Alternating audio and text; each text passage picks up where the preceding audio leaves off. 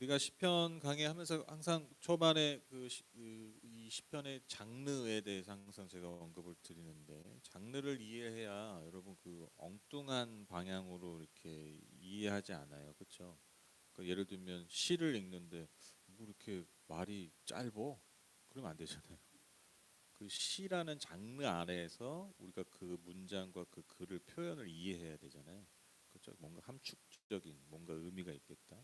그래서 어떤 문서, 어떤 글들을 읽을 때 우리가 항상 먼저 주목해야 되는 게 뭐냐면 그 글의 장르가 뭐냐, 이게 되게 중요하거든요. 그래서 이 시편에도 무엇이 주된 메시지이고 무엇이 주된 흐름으로 가는가, 그 흐름을 아는 것이 중요하고, 그래서 장르를 아는 게 중요해서 제가 항상 언급을 드리는 거예요. 근데 여러분 이 시절 오늘 시편 9편은요 1절부터 딱 뭐가 나옵니까? 바로 감사의 고백이 나오죠, 그렇죠? 그러니까 무슨 시겠어요? 네, 감사시임을 알 수 있습니다. 그런데 여러분 이 시편의 또한 독특한 점이 뭐냐면, 내용상 그 이제 구분짓는 어떤 하나의 주제가 있는데, 그게 뭐냐면 가난한 자의 시편이라는 주제가 이제 카테고리가 있어요. 그래서 뭐 학자들이 이제 분류를 했겠죠. 그래서 시편에 보면 한 8편 정도, 8, 9편 정도 그 이제 가난한 자의 시편, 그러니까 가난한 상태에 있는 사람이 시인이 하나님께 고백하는 그러한 시편인데, 그 중에 첫 번째 시편이 바로 오늘 읽으신 9편입니다. 먼저 오늘 시인은요 1절에서 4절까지 의로운 재판관이신 하나님을 찬양합니다. 의로운 재판관, 그러니까 공정한 재판관이신 하나님을 찬양합니다. 1절 4절 보시면, 주님 나의 마음을 다 바쳐서 감사를 드립니다. 주님 놀라운 행적을 쉼 없이 전파하겠습니다. 가장 높으신 주님, 내가 주님 때문에 기뻐하고 즐거워하며 주님의 이름을 노래합니다. 주님 앞에서 내 원수들은 뒤돌아서 도망쳤고 비틀비틀 넘어져서 죽었습니다. 주님은 공정하신 재판장이시기에 보좌에 앉으셔서 공정하고 정직한 판결을 나에게 내려주셨습니다. 시인이 하나님께 감사하죠. 주님께서 나에게 행하신 그 행적들, 나에게 행하신 어떤 기이한 일들, 그러니까 놀라운 일들, 하나님의 어떤 내 삶에 개입하셔서 내 삶을 이끌어 가시고 내 삶에 행하셨던 그 역사들에 대해서 감사하면서 또 내가 그것을 쉼 없이 전파한다라고 고백합니다.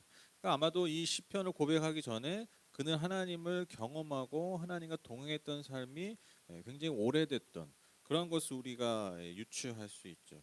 특별히 그가 억울한 일을 당했을 때, 즉 고통을 당했을 때 하나님께서 그것을 갚아주셨고 역전시켜 주셨고, 그리고 자신을 괴롭혔던 그 악인들을 하나님께서 심판하셨다는 거예요. 그러니까 그런 경험이 있는 거예요. 그 하나님의 살아계심을 그가 체험적으로 경험한 것이죠.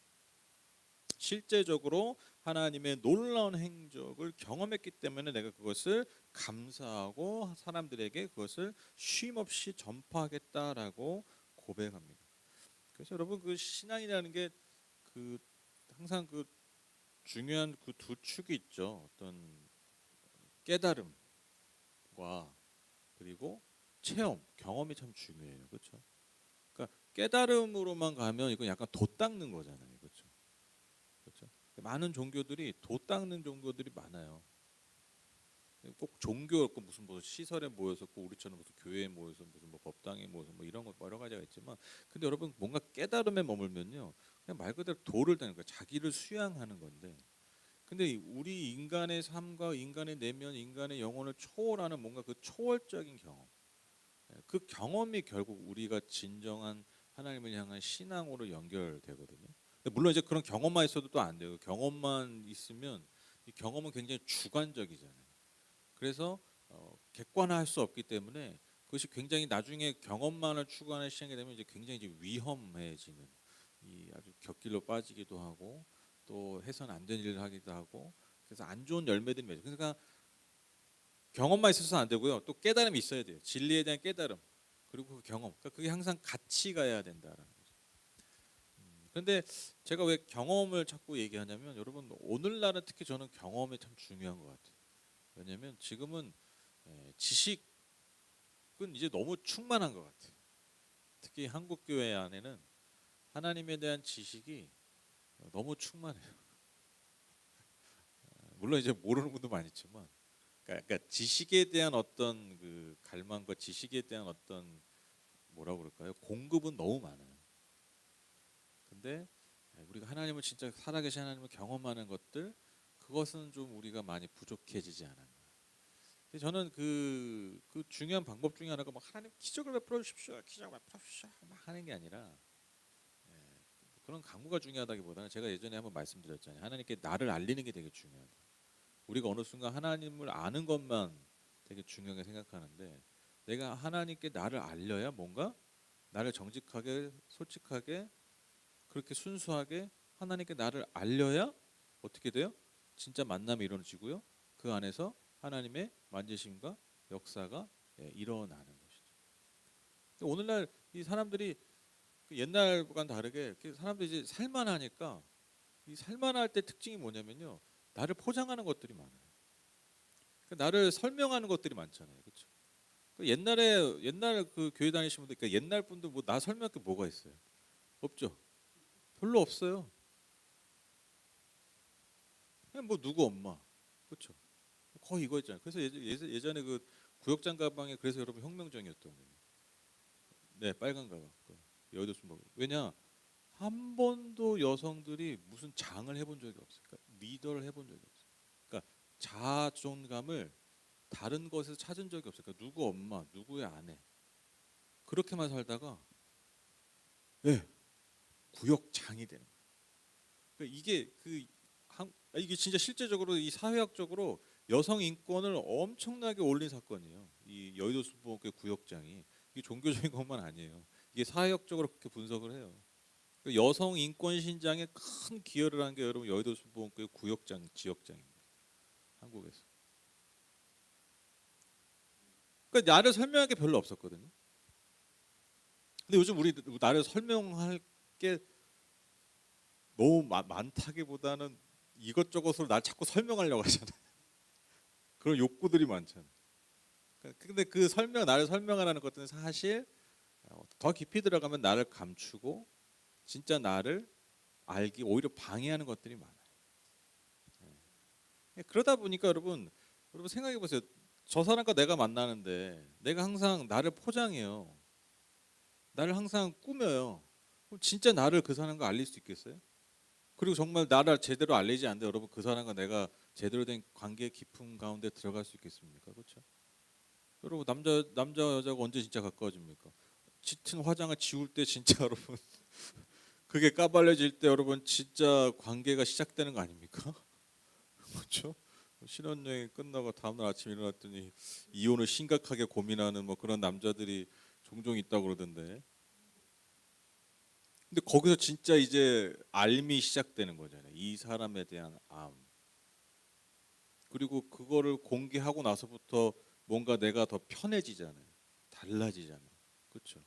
그러니까 우리가 하나님께 나를 알리는 것들이 저는 이런 면에서 오늘날 현대에서 많이 없어지지 않아요. 그러니까 여러분 하나님과 깊은 만남까지 들어가는 게 참 쉽지 않은 것 같아요. 그래서 여러분 하나님께 나를 자꾸 알리는 것이 굉장히 중요하다고 제가 얼마 전에 설교 가운데 말씀을 드렸고, 그래서 그 연장성상 가운데 우리가 시편의 이 기도들을 통해서 시편의 이 찬양과 고백들을 통해서 이 시편의 기자들이 이 시인들이 그 삶의 각양각색의 삶의 자리에서 어떻게 자신을 하나님께 알렸는가, 우리가 그것을 이 시편을 통해서 배우는 거예요. 그래서 오늘 이 시편의 고백처럼 하나님을 경험한 것들을 감사하고 하나님을 경험한 것들이 내 삶에 계속되는 능력이 되는 그러한 고백들이 우리 안에도 있기를 간절히 소망합니다. 그리고 나서 이제 5절 이어지는 5절 8절에서 그 1절 4절까지는 한 개인, 즉 자신에게 공정하고 의로운 재판관이셨던 하나님을 고백했다면, 이제는 한 개인을 넘어서서 모든 나라 모든 사람의 재판관이자 심판주이신 하나님을 고백합니다. 보시면 주님께서 이방 나라들을 문책하시고 악인들을 멸하시며 그들의 이름을 영원히 지워버리셨습니다. 원수들은 영원히 자취도 없이 사라졌습니다. 주님께서 그 성읍들을 뿌리째 뽑으셨으므로 아무도 그들을 기억조차 못하게 되었습니다. 주님은 영원토록 다스리시며 심판하실 보호자를 경고히 하신다. 그는 정의로 세계를 다스리시며 공정하게 만 백성을 판결하신다. 여러분 아무리 강했던 나라와 민족도요 결국에는요 다 망하죠. 다 무너지죠. 그렇죠? 왜 그렇습니까? 결국 그들이 쌓은 죄악들, 그들이 쌓은 어떤 쌓은 잘못들이 결국 그 나라들이 심판받게 한다는 것이죠. 그렇죠? 근데 그 모든 심판, 그러니까 나라가 서고 일어서고 앉은 그 모든 그 과정들을 주관하시는 게 누구라는 거예요? 그게 하나님이시죠. 하나님 그것을 재판하시고 심판하신다라는 거예요.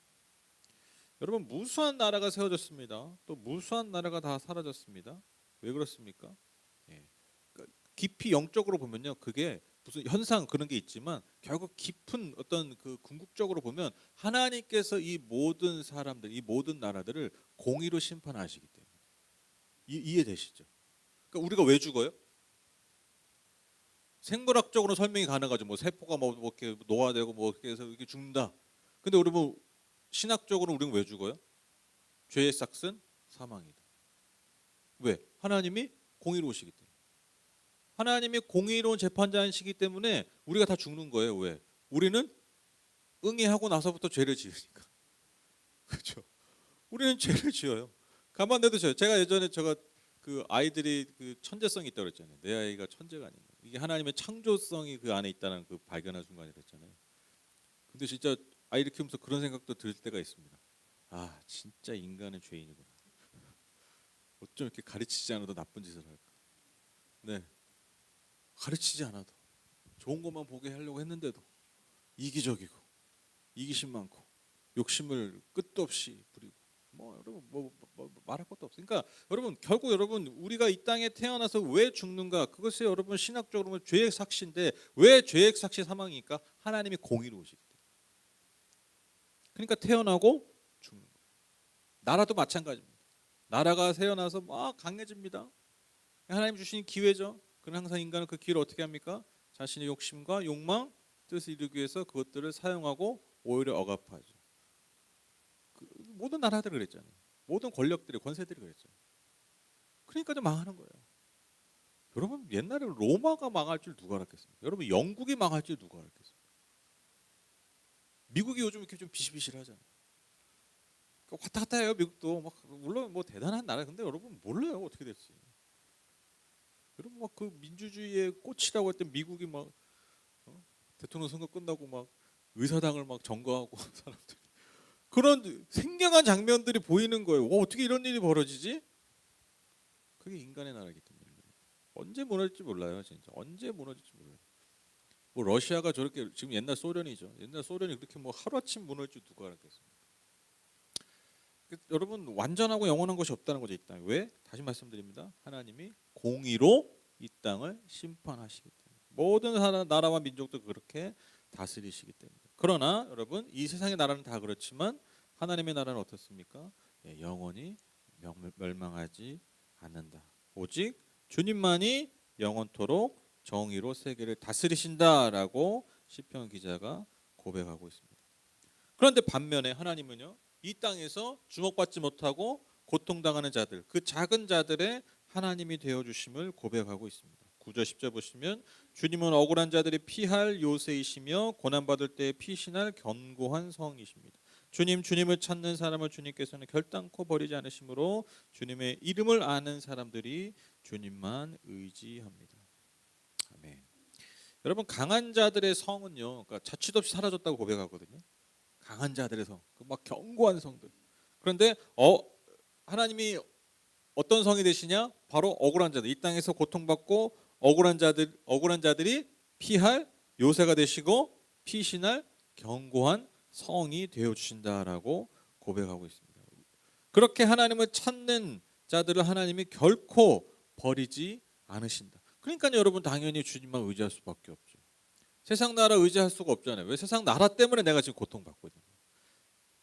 세상 나라 때문에 내게 억울한 일이 생기는 거거든. 근데 하나님만이 나의 피난처가 되시고 나의 피할 요새가 됐으니까 견고한 성이 되시니까요. 결국 주님만 의지할 수밖에 없는 거예요. 주님만을 노래할 수밖에 없다라는 거예요. 그런 고백을 하고 있는 것이죠.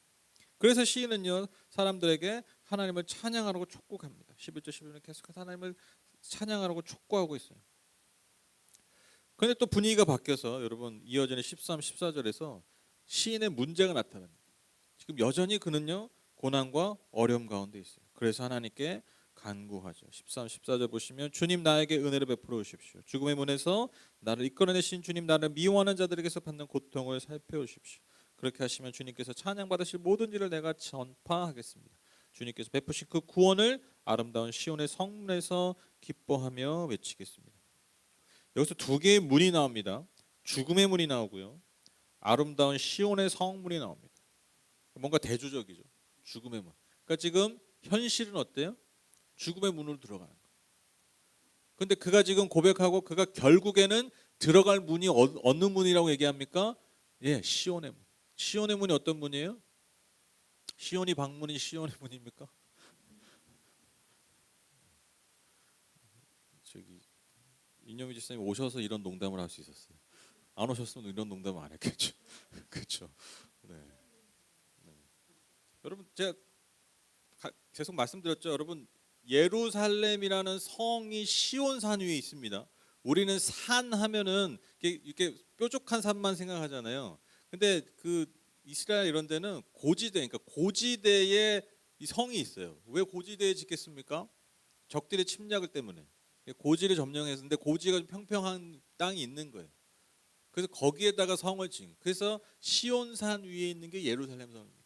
그래서 하나님 뭐 시온에 임하신다, 이게 시온이란 다른 지역을 얘기하는 게 아니라 그 예루살렘을 의미해요. 예루살렘 성전, 예루살렘. 그래서 시온이라는 게 이제 같은 의미라고 보시면 됩니다. 그러니까 시온, 그러니까 예루살렘 성, 예루살렘에 있는 성. 즉 하나님이 임재하시고 하나님 늘 거기 계시는. 거기서 내가 결국에는 기쁨의 노래, 생명의 노래를 부를 것이다. 그렇게 고백하는 것입니다. 그러니까 믿음으로 선포하는 거예요. 내가 지금 현실은 죽음의 문을 통과하는 것 같죠. 결국엔 내가 아름다운 시온의 성문을 지나가면서 기뻐하며 하나님을 찬양하고 외치겠다. 그렇게 믿음으로 고백하고 있습니다. 그리고 이어지는 15절 19절에서 다시 한번 또 반복되는 게 나오는데, 강한 나라들과 악인들의 심판을 선포합니다. 반대로 가난한 자들에게는 소망을 선포하죠. 18절 보시면 그러나 가난한 사람이 끝까지 잊혀질 일 없으며 억눌린 자의 꿈도 결코 헛되지 않을 것이다. 그러니까 한 번 더 반복되는 거예요, 이 중요한 내용이. 그리고 이제 마지막입니다. 19절 20절에서 마지막으로 시인은요, 하나님께 촉구합니다. 지금까지 막 사람들에게 촉구하잖아요. 막 하나님을 찬양해라 막 그렇게 하는데 이제 하나님께 촉구하는 거예요. 어떻게 촉구합니까? 주님 일어나십시오. 사람의 주님께 맞서지 못하게 하십시오. 주님께서 저 이방 나라들을 심판하십시오. 주님 그들을 두려움에 떨게 하시며 자신들이 한낱 사람에 지나지 않음을 스스로 알게 하여 주십시오. 여기서 20절에 사람이 그 지난 시간 살펴봤듯이 그 에노시라는 히브리 단어인데, 이 에노시라는 이 사람, 이 단어는 대부분 뭔가 인생의 허무함, 인간의 연약함, 인간의 한계, 그런 걸 얘기할 때 사람아 이렇게 얘기하는 거죠. 에휴 인간아, 우리 이렇게 가끔 인간하면 약간 좀 느낌이 어때요? 그러니까 아이고 좀 인간 같지 못한 인간아, 약간 그런 느낌 있잖아요, 그렇죠? 아이고 인간아, 우리 그렇게 부를 때 진짜 그 우리가 문자적 인간을 부르는 거 아니잖아요. 약간 느낌이 있잖아요. 야 인간아. 마찬가지죠. 에노시라는 단어는 뭔가 어때요? 히브리어에서 뭔가 인간의 한계, 인간의 연약함, 인간의 어떤 무지함, 또 인간의 어떤 허무함, 그것을 표현하는 거죠. 그러니까 여러분 뭐라고 얘기하는 거예요? 마지막에 모든 사람들이 자신이 한낱 사람에 지나지 않음, 에노시에 지나지 않음을 깨닫게 해요. 근데 여러분 우리가 이 땅 살 때 잘 안 그러잖아요, 그렇죠? 그렇죠. 그냥 뭔가 우리 항상 내가 대단한 줄 알고 살잖아요, 그렇죠? 뭔가 그렇죠, 대단한 줄 알고 이렇게 착각하고 하는데 아니죠. 우리는 에노시.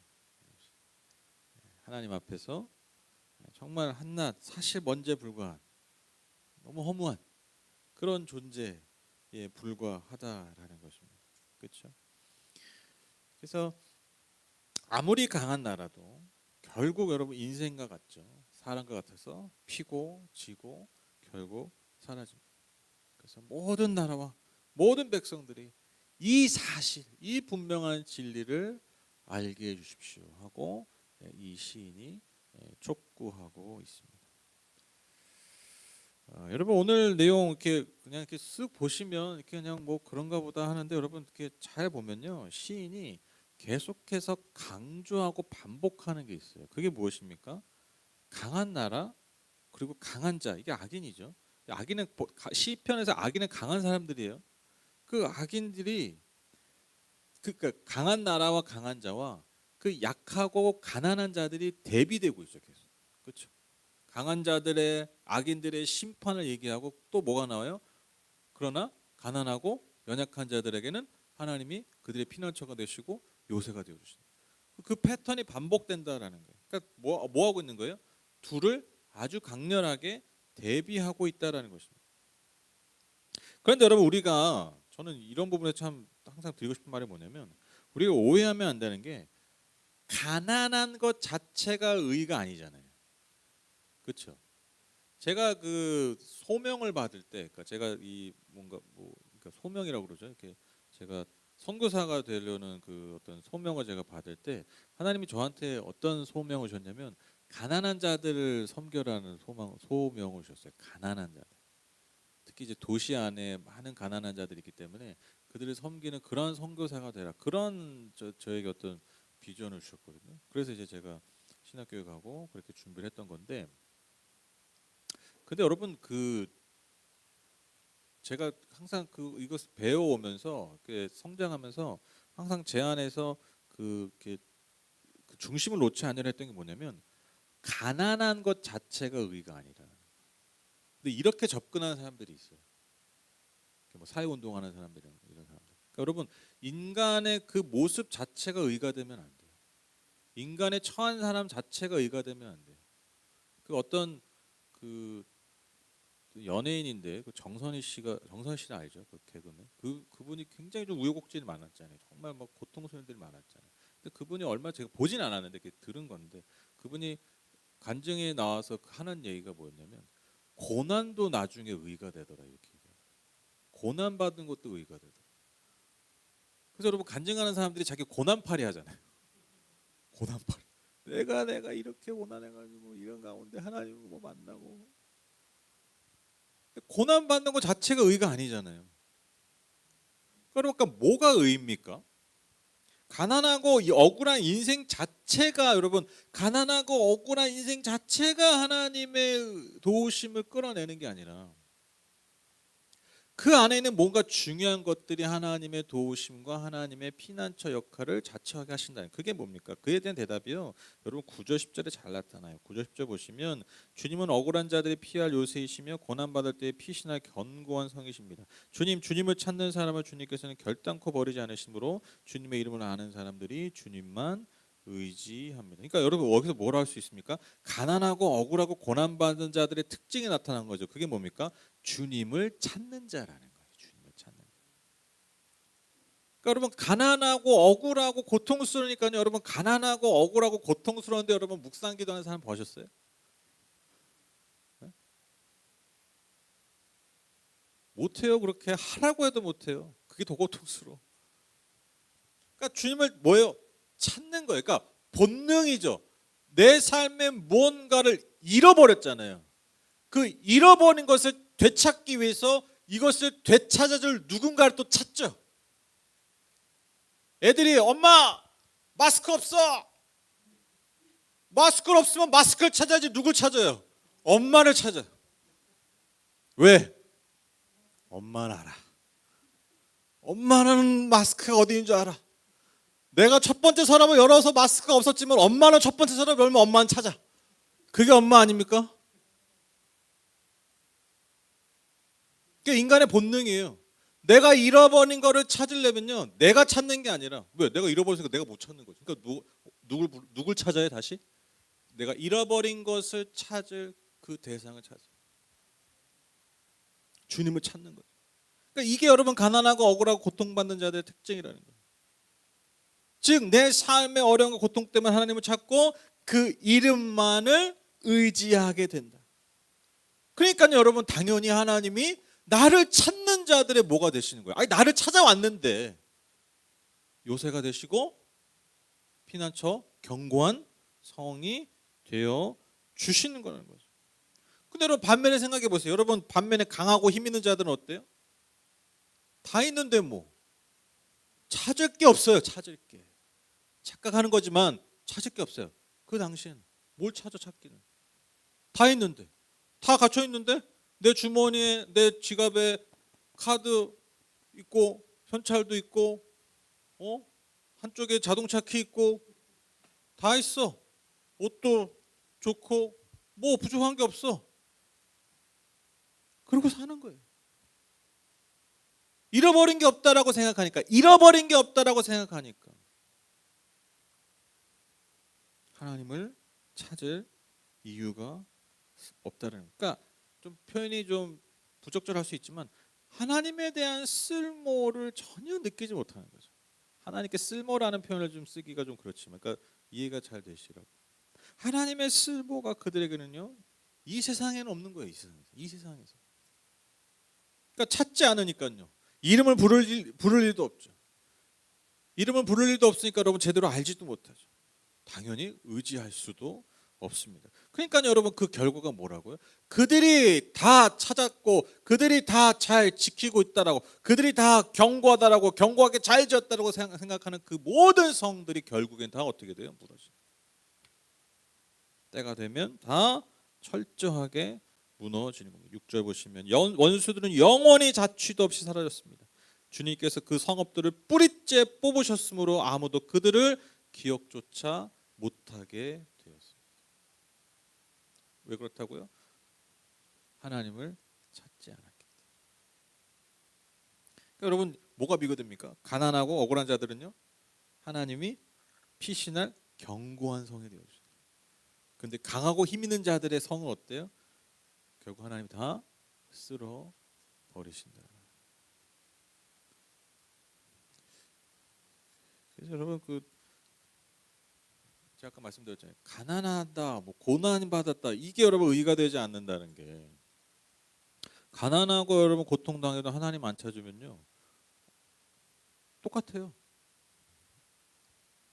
저는 역시 좀 가난해야 돼. 뭐 재산을 다 갖다 바치고, 저는요 진짜로 그 소위 말하는 뭐 좀 가진 사람, 뭐 부자들, 뭐 높은 자리에 있는 사람들 중에 진짜 이런 마음으로 사는 사람 분들을 제가 많이 봤어요. 그러니까 그렇게 다 가졌는데도 얼마나 하나님 앞에 겸손한지 몰라요. 정말. 진짜 그래서 그러니까 저도 모르게 저러니까 하나님께 복을 받지. 그러니까 그런 생각을 할 정도로 진짜. 그런 분들이 있어요. 그게 여러분 예수님이 말씀하신 마음이 가난한 자들이에요. 마음이 가난한 자. 그러니까 마음이 가난하니까 어떻게 해요? 내가 아무리 가지고 있어도 하나님을 찾는 거예요. 하나님 저는 다 채워지지 않습니다. 진짜 그런 분들이 있다니까요. 얼마나 겸손하시고. 예. 진짜 그래서 하나님 복 주시고, 그래서 하나님 저 분을 통해서 이렇게 복을 유통하시나 보다.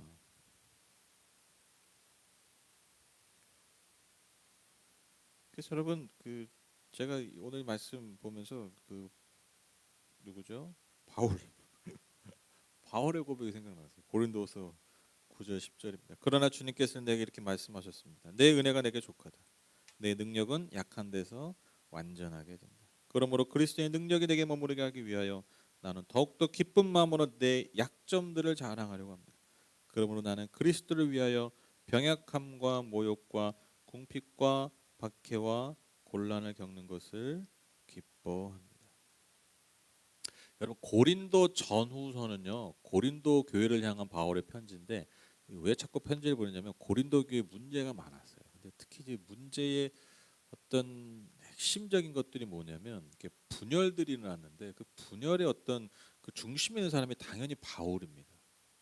그러니까 이제 바울의 그 어떤 영향력 아래서 이제 벗어나려고 하니까 자기들끼리 막 하려고 하는 막 그런 여러 가지 정치적인 막 그런 게 파벌 막 이런 게 있는 거예요. 그러니까 이제 이 바울은 뭐 자신의 권위 막 이런 게 중요하다기보다는 그 교회를 잘 지키기 위해서, 그것들을 잘 해결하기 위해서 이렇게 편지를 2번. 근데 이 고린도전서를 잘 보면 이 바울이 최소한 3번을 보낸 거를 알 수 있어요. 3번. 그만큼 계속 문제가 반복되는. 근데 여러분 지금 생각해 보세요. 지금 저기 있는 저 사람들이 나를 좀 무시해. 나를 막 갈군다면 좀 그렇다. 나를 이렇게 좀 해코지. 그럼 여러분 나를 어떻게 해야 돼? 나를 어떻게 표현하고 나를 어떻게 소개해야 됩니까? 나 그런 사람 아니야. 나 힘 있는 사람이야. 그렇게 얘기해야 되잖아요. 내가 얼마나 힘이 많고 내가 얼마나 능력이 있고 이런 거 자꾸 설명해야 돼요. 증명해야 되잖아요. 근데 여러분 오늘 바울이 고린도후서에서 뭘 얘기하고 있습니까? 자신의 약함을 얘기하고 있어요. 약함. 나 맞아. 나 되게 약해. 다 아는 거예요. 그 구구절 그래서 설명하지 않아요. 약함이 뭔지 설명하지 않아요. 왜? 바울을 아는 사람은 다 알아. 아, 바울이 그래. 원래 되게 그 있어. 바울의 약점이 있어. 근데 그 약점을 공개적으로 고백합니다. 뭐라고 고백합니까? 근데 하나님이 그 내 약점을 통해서 오히려 그분의 능력을 온전하게 하신다라고 고백하고 있어요. 그래서 오히려 역설적으로 더욱더 기쁜 마음으로 내 약점을 자랑하려.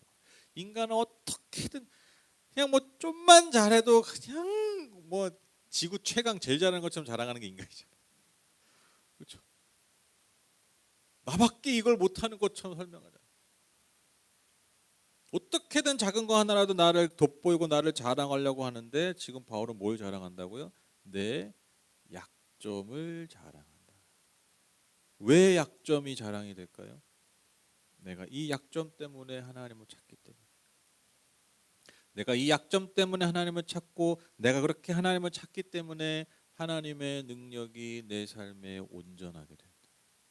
하나님의 은혜가 내게 온전하게 된다. 그래서 내 약점을 자랑. 여러분 지금 바울도 뭐 하고 있는 거예요? 나 자신을 제대로 알리는 거죠. 솔직하게 알리는 거예요.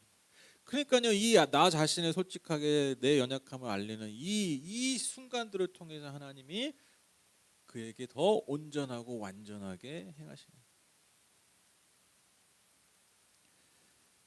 바울이 약할 때 강한 이유가 무엇입니까? 온전히 내가 약할 때 이게 더 있었네. 10절. 내가 약할 그때 오히려 내가 강하기 때문에. 내가 약할 때 오히려 더 강하다. 저도 이렇게 삶을 이렇게 돌아보면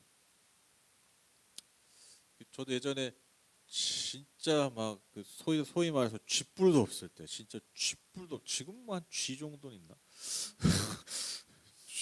쥐뿔은 있겠다. 쥐뿔은 있다. 쥐뿔은 있다. 쥐뿔은 있겠다. 진짜 쥐뿔도 없을 때 이 말씀 딱 보면 이 설교 준비하면서 딱 생각해 보니까 와, 그때 진짜 겁이 없었던 것 같아요. 진짜 쥐뿔도 없는데 뭐 세상 두려울 게 없었어. 정말. 왜? 쥐뿔도 없으니까. 쥐뿔도 없으니까 세상 두려운 게 없어. 근데 꼭 쥐뿔만 없는 게 아니라, 그러니까 쥐뿔도 없으니까요. 제가 진짜 하나님밖에 의지하게. 제가 그 고난의 막 터널을 막 진짜 저는 항상 그때 생각하면 이 생각이 드는데 비유적으로 얘기하면 내가 지금 고난의 터널을 가고 있는데 여러분 터널 지나가면 막 기차가 딱 가다가 터널 탁 들어가면 확 어두워지잖아요. 근데 막 탁 어두워지는 순간 뭐 기다립니까? 다시 탁 밝아지는 거 기다리잖아요. 그렇죠? 근데 순간 알잖아요. 그 느낌 알잖아요. 근데 그게 아니라 내가 터널 딱 들어갔는데 이게 그 빛을 못 볼 것 같은 느낌. 그러니까 계속 더 들어가는 그런 느낌이었어요. 진짜.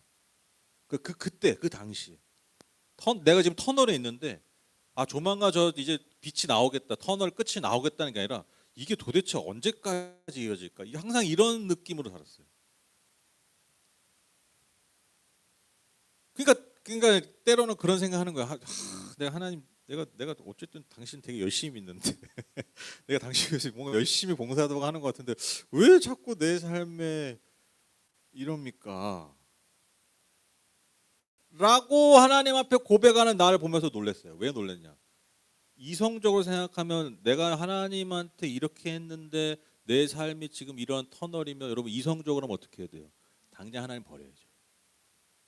그렇죠? 이성적으로 하면 내가 이 사람 따라가는데 막 엄한 데 자꾸 데려다녀. 그럼 얻는 뿌리치고 돌아와야죠. 우리 애들한테 항상 가르치는 게 그거잖아요. 낯선 사람 쫓아가지 말고 어두운 데 쫓아다니지 말아라. 그렇게 얘기하잖아요. 진작에 나야 되는데 내가 나 스스로 보고 놀라는 거예요. 그렇게 하나님 앞에 막 나 왜 내가 열심히 하는 건데 왜 내 삶이 이럽니까 하는데 그 기도하는 내 모습이 어떤 모습이냐 그 손을 더 막 꽉 쥐려고 하는. 왜 이럴까? 내가 왜 이럴까 생각해 보니까 진짜 의지할 게 하나님밖에 없고. 뭘 의지해요? 뭘 의지해요? 아니 뭘 의지해요? 그 누가 나한테 대안을 줬으면 내가 그걸 했겠어? 없어. 그때 진짜 그러니까 무서운 게 없었던 거야. 진짜 그게 약간 강했어요. 진짜 그때 제가 보면 제가 강했어. 그때 제 설교 보면요, 제 설교문 보면요, 뭐 저기 뒤가 없어. 뒤가 없어. 왜 앞만 보는 거야 앞만. 뭘 계산할 게 뭐가 있어. 그냥 하나님 하라면 하는 거고 뭐. 제 옛날 설교 보면요 지금 못해요. 저기 목회 못해. 지금은 뭐 설교 하나 준비하려고 해도 이 생각 저 생각 이분 생각 저분 생각 약해진 것 같아. 쥐뿔이 너무 많이 생겼어. 뿔이 막 몇 개 생긴 것 같아. 쥐뿔이 그 쥐의 뿔 맞나요? 이거 한번 찾아봐야겠네. 뭐 검색해봐야겠네. 이게 또 다른 의미가 있을 수 있잖아요. 근데 그러니까 제가 왜 그때 참 강했냐면 강했다고 생각하냐면 진짜 하나님만 의지했던 것 같고 그리고 진짜 중요한 건 진짜 하나님 저한테 피난처 되시더라고요. 진짜 피난처 되시고 진짜 그 제 견고한 성이 되셨던 거예요. 네, 그래서 제가 지금 있는 것 같아요. 지금의 삶이 잘못이다 이게 아니라 이것도 제게 주신 이 과정 또한 제 삶의 숙제죠. 그렇죠? 네, 그래서 결론은 여러분 선택하셔야 돼요. 무너질 성에 내 삶을 살 거야. 그 견고한 성에서 내 삶을 살 거야. 이건 가지고 뭐 물리적인 뭐 물질적인 이런 것들이 뭐 있고 없고의 문제가 아니에요. 내 마음이 항상 주님 앞에 가난한 거. 내가 항상 주님을 찾고 있는 거. 찾고 있는 거. 찾고 있는 거. 그러니까 내가 잃어버린 것들을 정직하게 인정하지 않으면 하나님 절대 찾지 않습니다. 내가 잃어버린 게 무엇인지. 그렇죠? 그것을 내가 알 때, 내가 인정할 때 여러분 하나님을 찾는 것이고요. 그렇게 하나님을 찾는 자들에게 하나님의 견고한 피난처요 요새가 되어 주십니다. 이 견고한 성에서 평생에 우리 삶으로 주님을 노래하고 찬양하는 저와 여러분 다 되시기를 주님의 이름으로 축복합니다. 제가 기도하고 마치겠습니다.